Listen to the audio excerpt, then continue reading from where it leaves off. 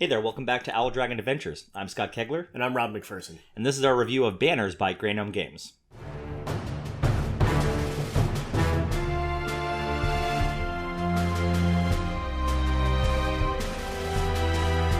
So this is Banners by Gnome Games, designed by Jason Glover, art by Jason Glover as well. This was a game that I did the crowdfund on. I was following it when they were releasing it. It is actually published a Game Crafter game, so that's the stateside print on demand. But he had a pretty successful crowdfund on this, so that's why I wanted to check it out. He paired it with two of his other games at the time, right? Yeah, he had a few games on there. I was like Desolate and Plague, so it's part of the small box series by Jason Glover. I've played some of his other games. I've always really liked his art. I was actually drawn in by why I ended up picking it up for us to check out was the cover art he had shared on their Facebook page and some of the solo gaming pages and other board game pages. And I absolutely loved it. We can, if you're looking at it now, it's just fantastic. I've always said this about Gnome Games and Jason Glover. He really draws skulls well.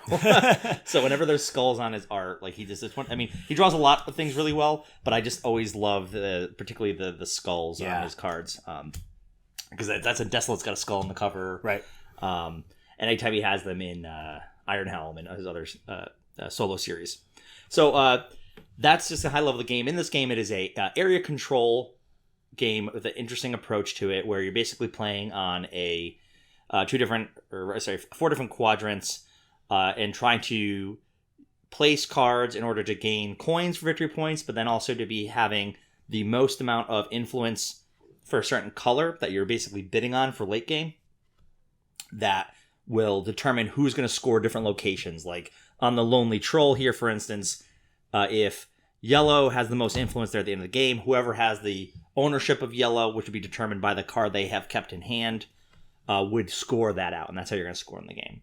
It plays 2 to 4 player, takes maybe about, I think it says in the box, 30 minutes. I think you can play this in 2 player, 20 minutes. I think we were playing in 20 to 4 30 player, minutes easily. maybe it's a 30-minute game. Yeah. Just we haven't tried turn 4 order. yet. We've done 2 and 3. There's a little bit of AP because it's a little bit of getting to figure it out. The concept is easy to teach. It's just the strategy of learning it, and you can add a little bit more complexity depending on what location you start in the center. Yeah, because in the more complex ones, you actually go with the X through the center too, in terms of the control at the very end. So and that's just a high level of how the game works. From a gameplay side, I really enjoyed it.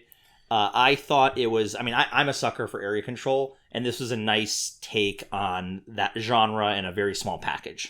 Yeah, no, it's definitely a very unique way to do area control, because it's not like minis moving around, you're not fighting over terrain or anything like that. It's literally just building up certain card colors in different ways. And what's cool is that, so I found out the hard way the first time, you're not guaranteed to have a piece of the pie at the end anyway. That's something I like, that the risk and the bluffing of like, are you going for green too? Because I'm glad green's scoring on this really high. Like the Lonely Troll is going to go to green, and that's worth 3 points into the game. And I've got a green 5 in my hand, but I could have a 6 or a 4, and it's like it's a tug of war. Being like, do I cut bait if I think I don't have a strong enough card here? Do I have to reinvest my strategy? And there's interesting kind of cards that act differently. Like there's this hag card and a troll card that can kind of mess with things a little bit on the board and give you different tactics. Again, a lot of game in a very simple mechanic. Yeah, absolutely. So where do you land on it? For gameplay, I thought it was very high gameplay, and I think it is so quick to set up. You can knock out 2 or 3 games of this, so this is a great warm up or cool down type game for me. Sure. Yeah, no, I'm going to go with a high on the gameplay as well. The next for me would be talking about accessibility. Yep. We talked a little bit about it on gameplay already. Right. I think it's very highly accessible from a teaching it standpoint. Yeah, we taught it to Sean in approximately 4.5 minutes. And I think Matt as well. I think we did a 4-player game. Did we do a 4-player? I think we did. I could be mistaken, but I thought we did a 4-player game. We play a lot of games. Yeah. If not, but it's very easy to teach, like to get the basic concept of this down. Again, it's like an abstract game where easy to teach, hard to master. Right. But so high accessibility for me. Yeah, definitely high accessibility.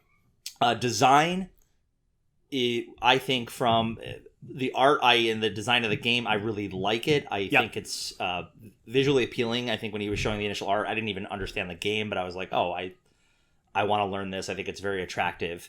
Again, I mentioned already that I'm a fan of Jason's art, and it really comes through here well. Plenty of plenty of skulls. Yeah. but he also has this fun zany side as well. Like there's all these great frog cards he's got with these very strange, almost like there's a lot of trippiness going on in these cards. I'll show you a pan here of some of the cards. Yeah, maybe we'll like focus on this one, but we got this great barbarian frog with like a human familiar or something. Yeah, I don't know. With the frog belt. It is very trippy, but I get a kick out of it. If it's very on brand for Grey Gnome Games. So I really like the design. I like how the layout looks on a completed board. It's got a pretty good table presence for such a small game. So for me, it's still a high-end design. Yeah, so I'm going to give it a high-end design as well. I'm not as enthralled by the ink drawings as you are, but for that style, it's very, very well done. It's cohesive throughout the whole game. I even love how, to a certain extent, like the hills roll across here in the horizontal. Well. So I think it's a really good design. Yeah, big fan. I even like just the square cards. Like sometimes square cards feel weird to use in a game, but obviously the only way they would have worked is square cards. But it ends up just being a nice package, the whole package there. And I love it. And I said it earlier, but I love the cover art of the game. Sure. Quality. I think it's a good quality for it's a Game Crafter, so it's print on demand, US made. I think the cards are great. Yep. Sometimes I find that the 3D printed elements in Game Crafter can be a little lacking. Right. The coins are pretty good, and I think they must print these. Coins. I think they print these in larger batches, anyways. Yeah. And have these on demand more readily. The miniatures that they do for their games, not so much. I don't really care for that in one way or the other. I would almost look to replace it with just a standard witch or hag. I'll try painting it, but as somebody who owns a 3D printer, I'm used to that style of very friendly FDM printing mini, so it doesn't bother me quite as much. But yeah, it's not the best. Yeah. I don't know how much I can really ding the game for that though, because they have a certain selection of right, and it's like I said, it's print on demand. The box is fine. Yep. It's not one of their heavier ones. But again, this is the kind of game that the small package and everything is going to work in its favor, because you could bring this to a convention, and like I said, this is a good friendly game to get to know people playing over with. I'd say it's a solidly mid quality. Yeah, and that's nothing's bad. It's just like there's certain things that I don't like. Like again, this is my main complaint. I know that I prefer linen cards or plastic cards, and that's a little nitpicky. I really like the coins. I think they did a great job with the coins. But on that, it's just like it doesn't feel premium. So. Yeah, but it's good. It's very good. Yeah. Which brings us to value. With value. So I think the retail cost of it through Game Crafter, and again, that's print on demand, is $26.99. I know on the crowd sale it was a lot less, so if he does an expansion, it may be available again at a lower price point. Right. But even at $26.99, I think this is a game I'll get a lot of play out of. Again, this is one I would throw into a bag for travel at a convention as either after you've been doing the con all day, this is an easy game to play. Yep. That's not going to kill you with brain burn or setup. Yeah. It's a good airport game, like where you're waiting around, because it doesn't take a ton of table space or floor space. So I think it's gonna hold its value for me, and I again, since it has that really good flexibility of 2 to 4, plays great at 2, really well so far at 3 and 4 from what I remember. Yep. I think it'll hold its value, so I think it's high for me. Yeah, I'd say for $26.99, I mean, you can't beat that in terms of a good area control game. I think it's got a high value to it. Especially that's print on demand price too. So yeah. So I'm very happy with it. I think where I landed overall with it is right now. It might improve over more plays, but right now I'm at a 7.5 out of 10 is where I land with the game. Okay, all right. I'm probably somewhere around an 7.5 or 8. That sounds about right to me. And again, it might improve as I start to see the game open up a bit more. But I'm looking, and that says a lot for that. I'm looking forward to future plays with it. Yeah, absolutely. So that is Banners by Grey Gnome Games. If you're interested in it, go ahead and check it out on Game Crafter. They are available to order one. Lots of other great games by Grey Gnome Games that I would recommend as well to check out.